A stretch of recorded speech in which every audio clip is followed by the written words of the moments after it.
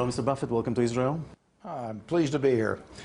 You finally saw what you paid $4 billion. That's right. That's right. I'm glad it's here.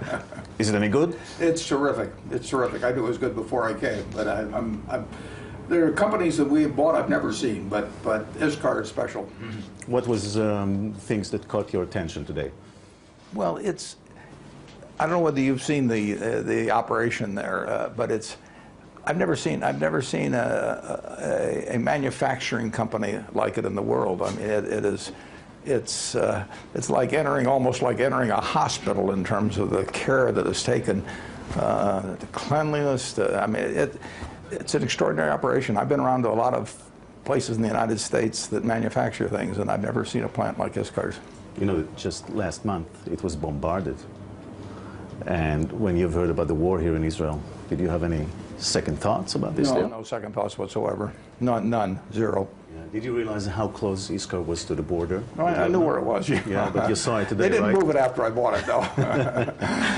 And did you see today, actually, how close it was? It's close. I mean, there's no question. I mean, this is a dangerous part of the world, but the whole world is dangerous. It will become less dangerous as people do well in this world, and this car is contributing to that. Mm.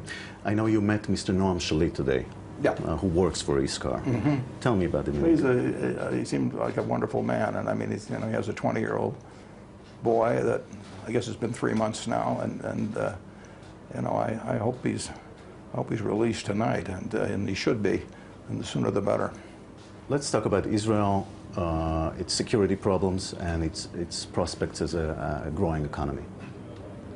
Prospects are terrific. I mean, you've got, some people come to the Middle East for oil. We come for brains, and you've got brains here, and you got talent. Why you think Israel has such a bright future as an economy? Well, look at where it was in 1948, and look at today. I mean, what countries have made more progress in that less than 60-year period? I mean, and when you think about it, I mean, where have 6 or 7 million people accomplished what Israel has accomplished any place in the world? Allow me a couple of personal questions. Sure. Why would you give so much money to charity? How many billions, by the way? Well, it's going to all go to charity, basically. All of your money? I've dedicated 85% so far, leaving about 15% for the rest of my life, and to do things with. We're talking what, 40 billion? Something like that, yeah, a little more.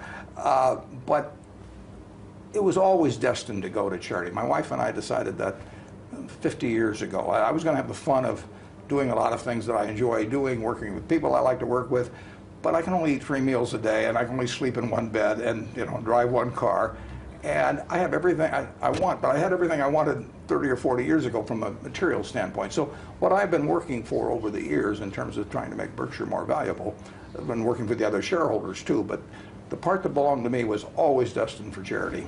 That's amazing. So you're the #1 investor in the world, and you don't care for money?